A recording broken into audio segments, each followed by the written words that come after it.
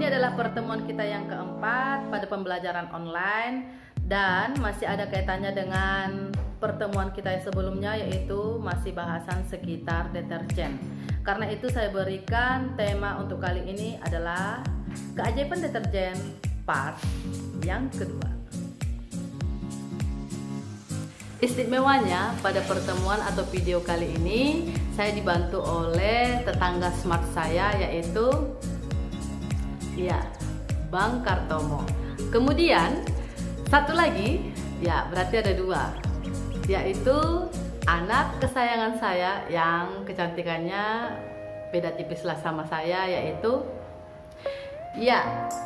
kamu sudah tahu, Jocelyn Rahel dari kelas 9G.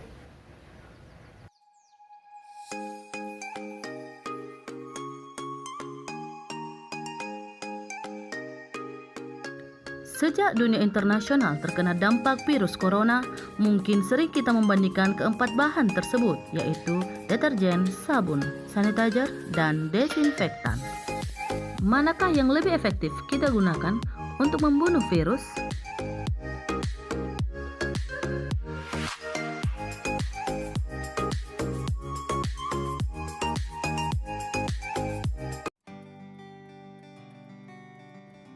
Apa sih yang dimaksud dengan deterjen itu?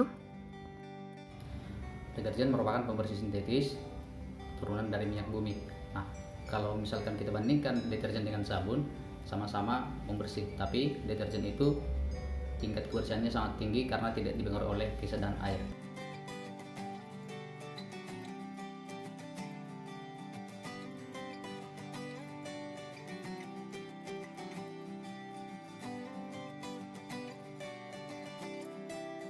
Banyak opini yang mengatakan bahwa deterjen sangat bagus untuk membunuh virus, tetapi belum ada detail penjelasan dari opini tersebut.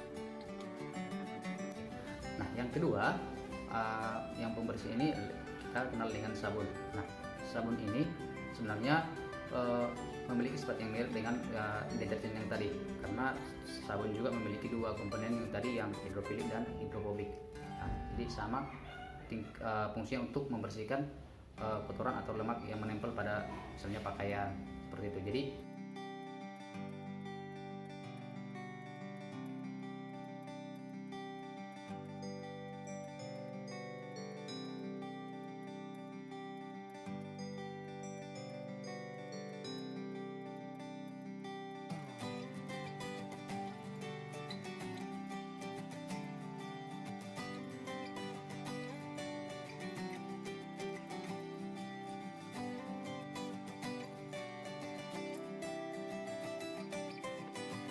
sabun ini biasanya tersusun dari asam lemak direaksikan dengan jenis golongan basa, baik apakah itu nanti basa yang NaOH atau KOH, menghasilkan sabun dan gliserol. Nah, gliserol ini merupakan hasil samping dari pembuatan sabun. Lihat hubungannya sabun dengan virus. Nah, jadi kalau dia virus itu adalah sering dikatakan antara makhluk mati dan makhluk hidup. Nah, dimana kita tahu virus itu tidak memiliki oleh dinding sel. Jadi virus itu ada pelindungnya, semacam lapisan lemak untuk melindungi komponen virus yang RNA-nya. Jadi kalau misalkan sabun tadi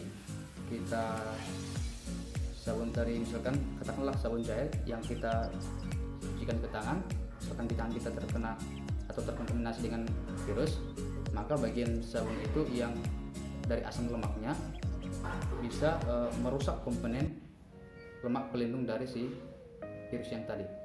Jadi ketika dibersihkan dengan air, maka tangan kita terbersih atau terlepas dari kontaminasi virus.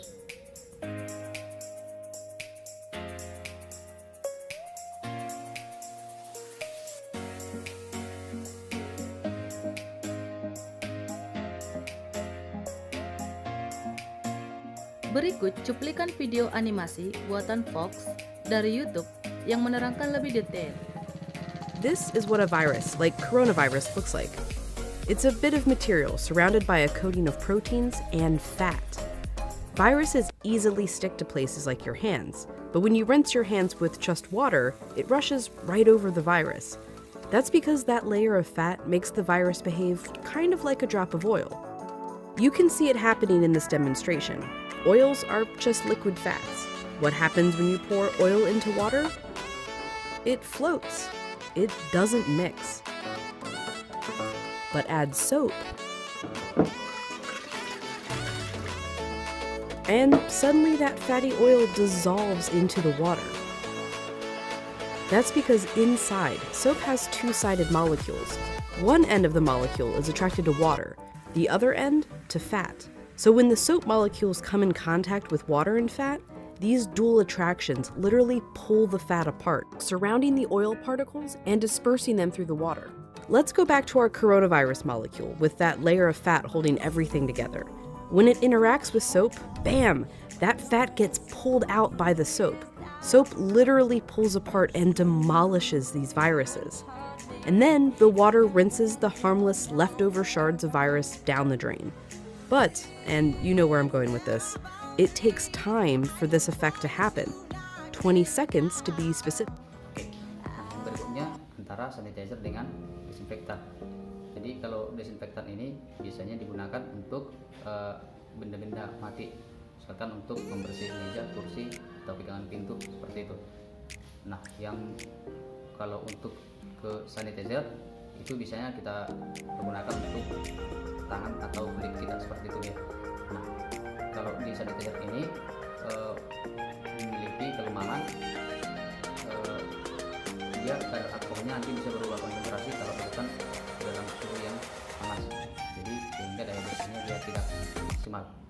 Dan kalau misalkan nanti bahan-bahan beracun seperti misalkan pestisida atau logam berat, dia tidak membersihkan dari tangan, dia masih tergolong menempel seperti itu. Jadi hanya efektif sebenarnya desinfektan sanitizer ini membersihkan tangan yang tidak tampak kotor seperti itu. Ternyata, dari kandungan dan keamanannya, sabunlah yang paling efektif untuk membunuh virus dari luar. Bagaimana dengan penjelasan Bang Kartomo?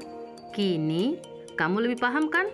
Nah, ini saat yang ditunggu-tunggu. Ibu akan memberikan tips 20 detik mencuci tangan yang diperankan oleh temanmu, Jocelyn. Jaga pola hidup sehat dan bersih. Terima kasih. Basahi tangan dulu pakai sabun, lalu